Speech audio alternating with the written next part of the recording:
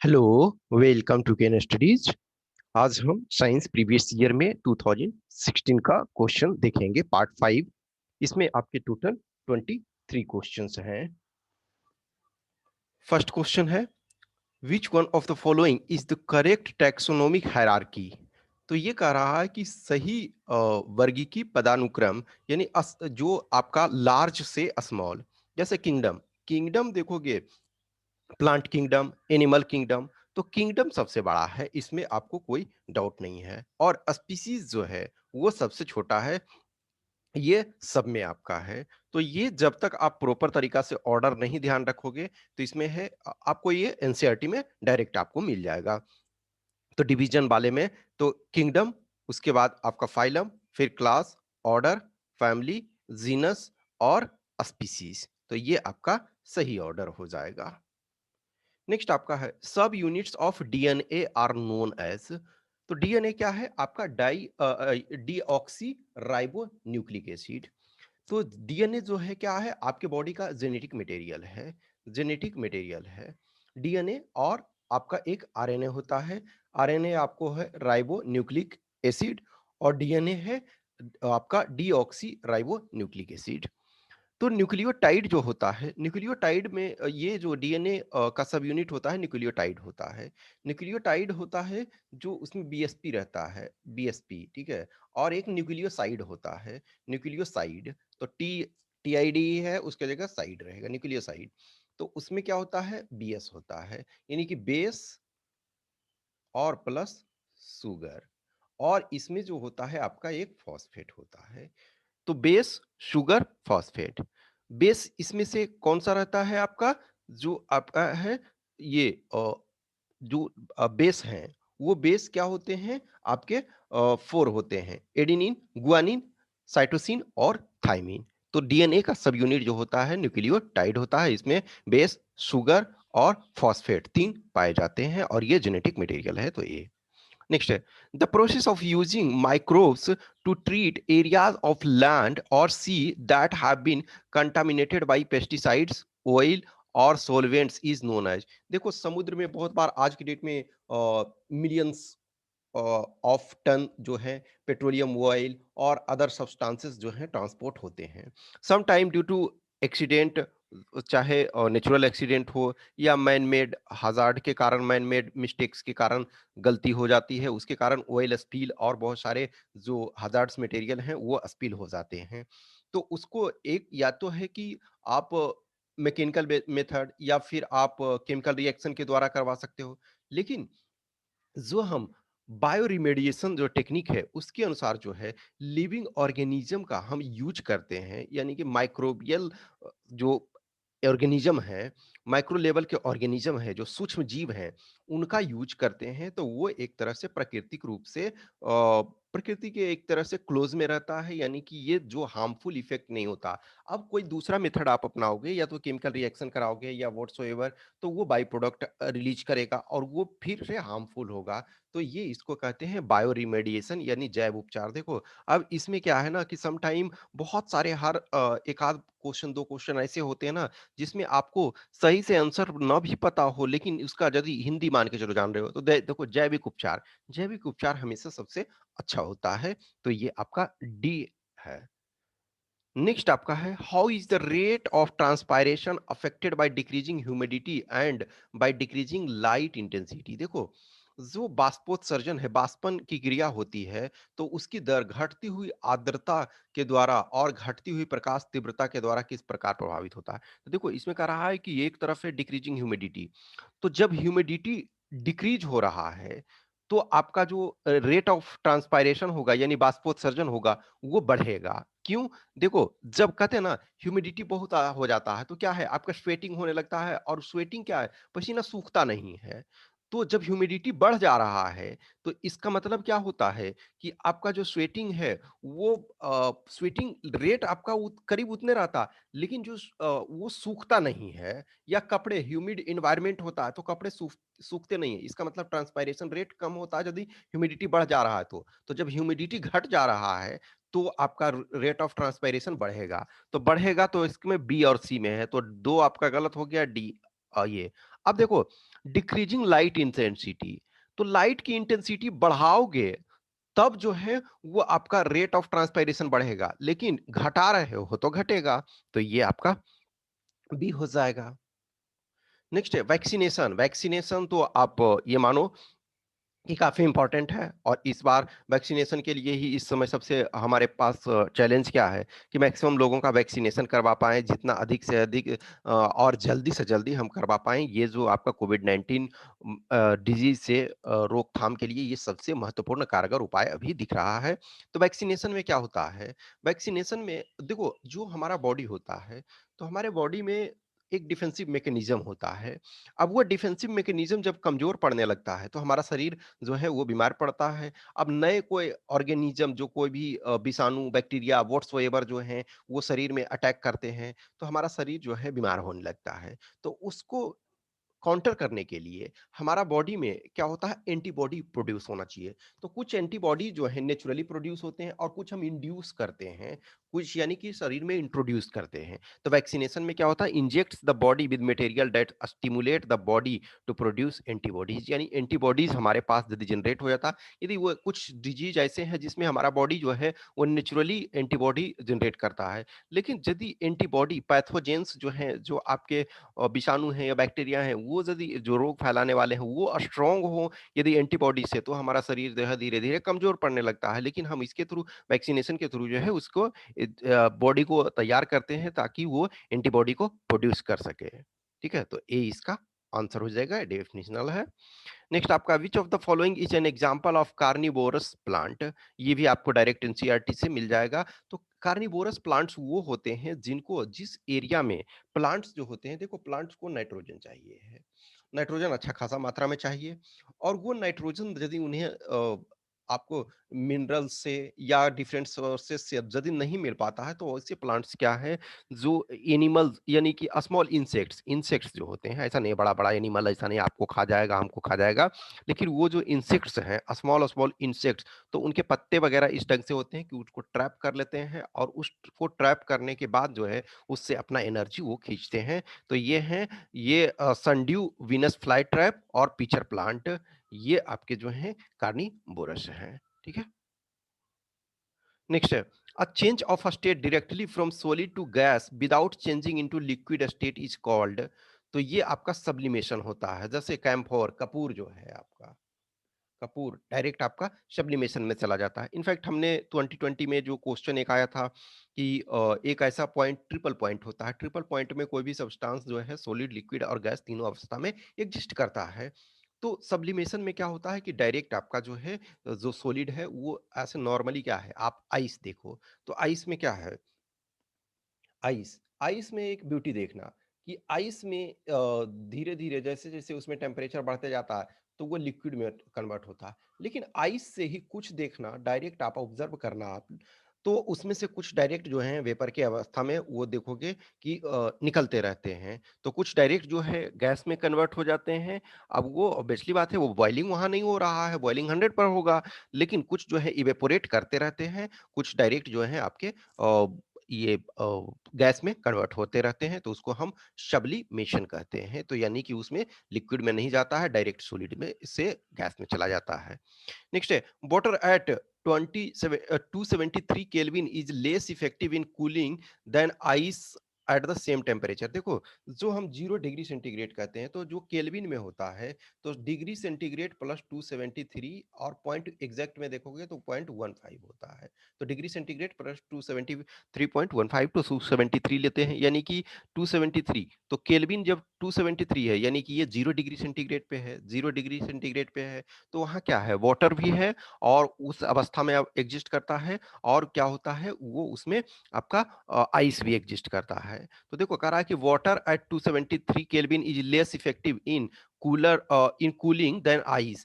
क्यों? क्योंकि वाटर में ज्यादा एनर्जी है और आइस में जो है कम एनर्जी है। तो आइस में कम एनर्जी है, तो जिसमें कम एनर्जी है वही तो ज्यादा इफेक्टिव होगा। तो water at 273 kelvin has more energy than ice at the same temperature. तो देखो आइस में कम टेम्परेचर है, सॉरी कम एनर्जी है, तो वो अधिक एनर्जी एब्जॉर्ब कर सकता, वाटर में अधिक एनर्जी है तो वो कम एब्जॉर्ब कर सकता। तो जब आपका कूलिंग करना है, तो जिसमें कम एनर्जी है, तो वही तो ज़्यादा एनर्जी लेगा, तो जल्दी कूल करेगा, तो सी इसका आंसर होगा। नेक्स्ट है, which one of the following statement is not correct? कौन सा इसमें सही नहीं है? The rate of evaporation depends on temperature. Yes, temperature अधिक है तो आपका इवेपोरेशन अधिक होगा, तो ये स्टेटमेंट सही है। नेक्स्ट है, rate of evaporation does not depend on surface area expose to the atmosphere but on volume of the liquid. नहीं, सरफेस एरिया पर डिपेंड करेगा। यदि आपका सरफेस एरिया बहुत अधिक है तो वो इवेपोरेशन बहुत ज्यादा होगा। इस वजह से देखोगे कि तालाब वगैरह जो है, ये इस सबसे बड़े तालाब हैं, नहर हैं, तो बहुत सारा ओपन एरिया होता है, लार्ज ओपन एरिया होता है आपका, तो उससे क्या होता है, इवेपोरेशन बहुत ज़्यादा होता है। तो सेकंड स्टेटमेंट गलत है। नेक्स्ट है third statement, the rate of evaporation depends on humidity. Yes, हम ऑलरेडी देख चुके हैं अभी पहले वाले क्वेश्चन में। The rate of evaporation depends on wind speed. Yes, wind speed ज़्यादा है तो इवेपोरेशन ज़्यादा होगा, तो ये आपका सही है डी भी, तो बी इसका गलत हो गया। नेक्स्ट है, which one of the following is not a colloid? Colloid जो होता है क्या है कि एक सब्सटेंस का जो पार्टिकल है, आइदर वो लार्ज पार्टिकल हो सकता है जो कि आपका विजिबल है आपकी आई से, आंख से विजिबल है, न्यूड आई से, और या फिर जो है कि वो माइक्रोस्कोपिक है जो कि माइक्रोस्कोप से ही देखा जा सकता है। तो मिल्क मिल्क में आपको नॉर्मल नंगी आंखों से आपका वो कोलॉइड सस्पेंडेड पार्टिकल नहीं दिखाई देगा, यानी कि एक सब्सटेंस है जिसका सस्पेंडेड पार्टिकल दूसरे सब्सटेंस में दिखता है। तो आपका मिल्क में डायरेक्ट आप नहीं देख सकते हो, लेकिन माइक्रोस्कोप के मदद से आप देख सकते हो, तो मिल्क भी कोलॉइड है। मड मड में तो आप देख सकते हो। बटर बटर आप देख सकते हो, बटर जो है वो आपको ऊपर आ जाता है, तो वो ऑलरेडी आप पार्टिकल के फॉर्म में देख सकते हो। जब आपका जो छाली है या दूध है उसको मथना जब आप स्टार्ट करते हो तो उसमें आपको दिखने लगता है। बोरिक एसिड जो है प्रॉपर सॉल्यूशन है, ठीक है, तो ये कोलॉइड नहीं है, प्रॉपर सॉल्यूशन है, तो ये आंसर डी हो जाएगा।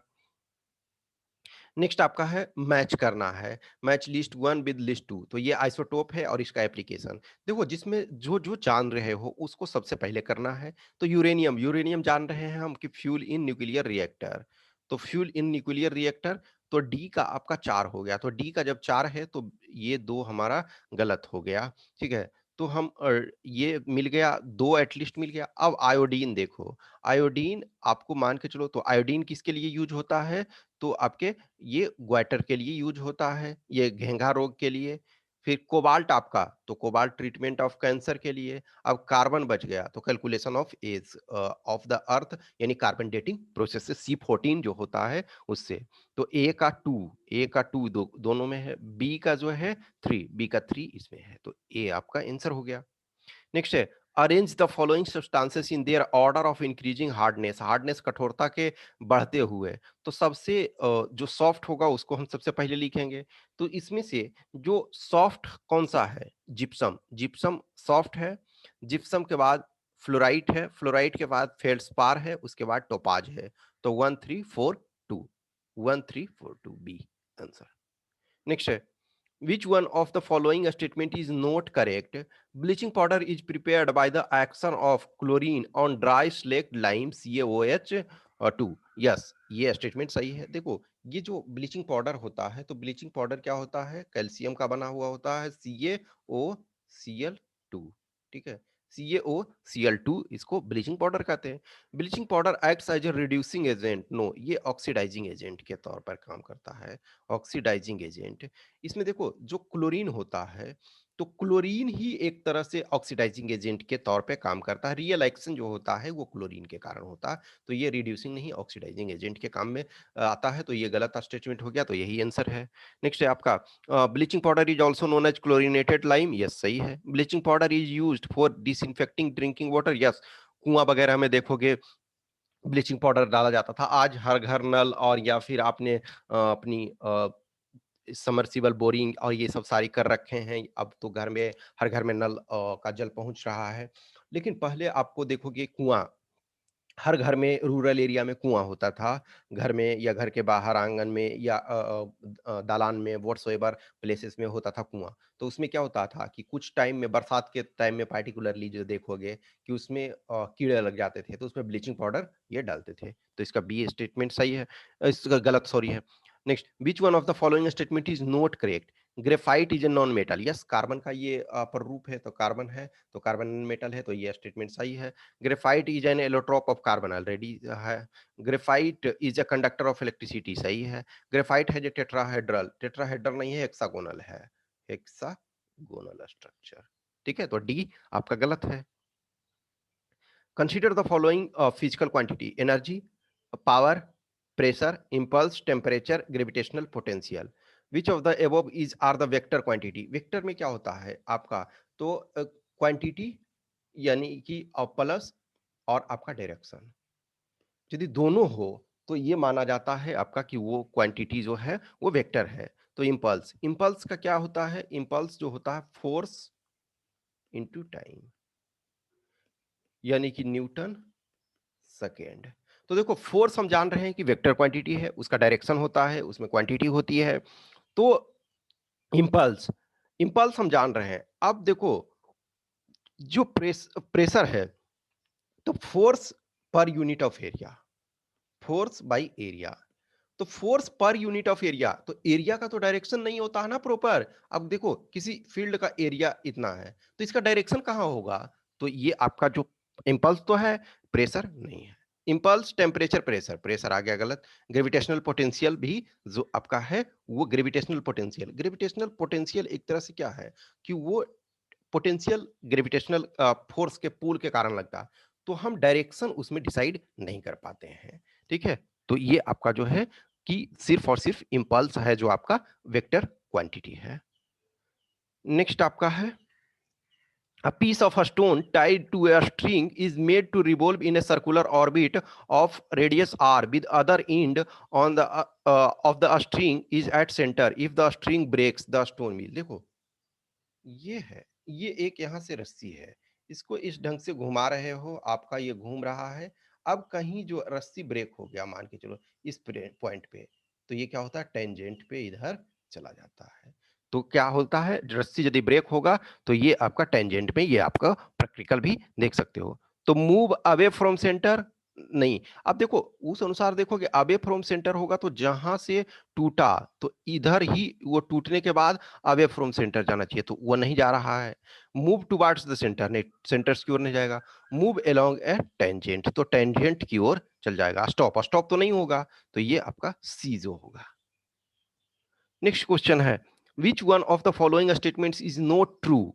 The gravitational force of earth acting on a body of mass 1 kg is 9.8 Newton. Yes, ये डेफिनेशन ही है। The force acting on an object of mass 5 kg moving with a uniform velocity of 10 meter per second on a frictionless surface is zero।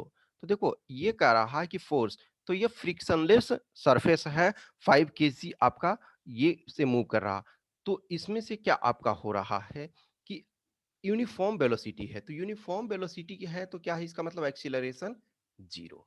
तो जब acceleration force equal to mass into acceleration, तो जब acceleration zero हो गया तो ये zero होगा, तो ये भी सही है। नेक्स्ट है SI unit of weight is kg. No, ये जो आपका क्या होता है, फोर्स, ये जो आपका फोर्स है एक तरह से, ये वेट जो है, तो वेट क्या है, ये आपका जो एक्सीलरेशन है, एक्सीलरेशन और इनटू ये आप एक्सीलरेशन लगा रहे हो, और एक्सीलरेशन लगाने के बाद क्या उसमें कर रहे हो, ये मास से मल्टीप्लाई कर रहे हो, मास से मल्टीप्लाई कर रहे हो, तो इसका क्या हो जाएगा, किलोग्राम मीटर पर सेकेंड स्क्वायर। तो ये किलोग्राम मीटर पर सेकेंड स्क्वायर हो जाएगा, यानी कि फोर्स के बराबर होगा, तो ये आपका गलत हो गया। तो यही आपका जो है ये सही आंसर हो जाएगा। नेक्स्ट है the momentum of a man having mass 100 kg walking with a uniform velocity of 2 meter per second is 200 Newton second, ठीक है। तो मोमेंटम, मोमेंटम का क्या होता है, मोमेंटम m इंटू वी होता है, तो m इंटू वी, मास कितना है 100, वेलोसिटी कितना है 2, तो 200 न्यूटन सेकेंड, ठीक है। तो ये आपका हो गया डी सही। सॉरी सॉरी, तो डी भी सही है, तो ये आपका सी गलत है। नेक्स्ट है which one of the following statement is correct? Acceleration due to gravity decreases with the increase of altitude। तो इसमें कह रहा है कि acceleration due to gravity decreases with the increase in altitude, यानी ऊंचाई बढ़ाते जाते हो तो एक्सीलरेशन ड्यू टू ग्रेविटी जो है वो घटते जाता है, सही है। In fact acceleration due to gravity जो होता है, वो सेंटर के पास सबसे अधिक होता है। तो ये आपका स्टेटमेंट जो है ये सही है। तो ये यही हमको आंसर खोज रहा है। Acceleration due to gravity increases with the increasing in depth, ठीक है, increasing in depth assuming earth is to be a sphere of uniform density. तो देखो acceleration due to gravity increases with the increase of depth. तो increase जो है ये आपका नहीं होता है, ये आपका जो यहाँ से जो अर्थ का जो मेन सेंटर हम मान ले तो डेप्थ उसमें बढ़ाओगे तो ये बढ़ेगा नहीं, ये घटेगा, ठीक है। Next, acceleration due to gravity decreases with the increase of latitude. अक्षांश वाला है तो अक्षांश से नहीं होगा। Acceleration due to gravity is independent of mass of the earth, नहीं, मास से तो आपका जो है वो फ़र्क पड़ता ही है, मास के कारण जो अर्थ का फ़र्क पड़ता है, इस वजह से देखोगे कि मून पे जो है डिफरेंट होता है, आपके डिफरेंट प्लैनेट्स पे डिफरेंट होता है, तो इसमें से आपका ये है सही, ए सही है। नेक्स्ट है, barometer kept at an elevator reads 760 mm when the elevator is at rest. When the elevator moves in the upward direction with increasing speed, the reading of the barometer, देखो अपवार्ड में जा रहा है, हम ये जानते हैं कि हाइट जैसे-जैसे आप बढ़ाते जा रहे हो, ठीक है? तो वो जो होता है कि प्रेशर जो होता है, कम होते जाता है। तो जो प्रेशर रीड होगा, वो लेस देन 760 एमएम होगा।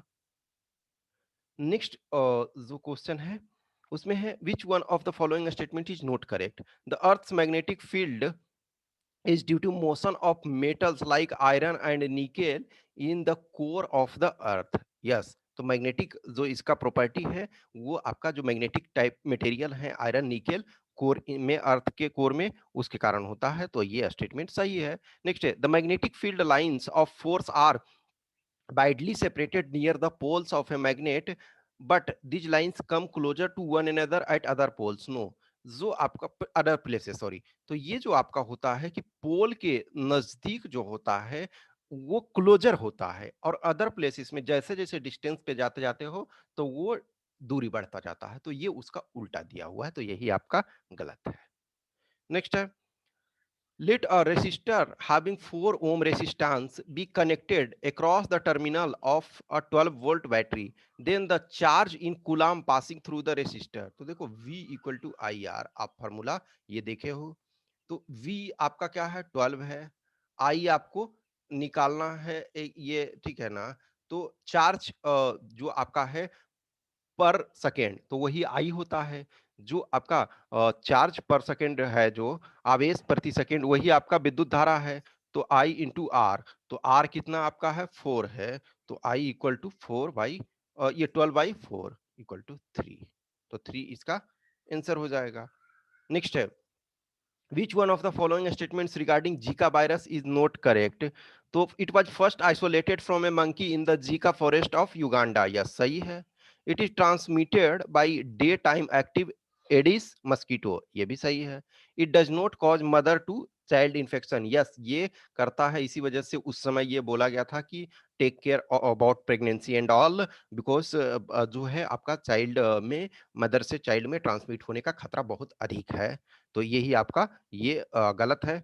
Zika virus in pregnant women results in abnormal brain development of foetus. Yes, ये भी सही है, इसी वजह से तो ये मना किया गया था। तो सी इसका सही आंसर है। नेक्स्ट है, which of the following statement is are correct? Gravitational waves were predicted by Albert Einstein in 1916 on the basis of his theory of general relativity.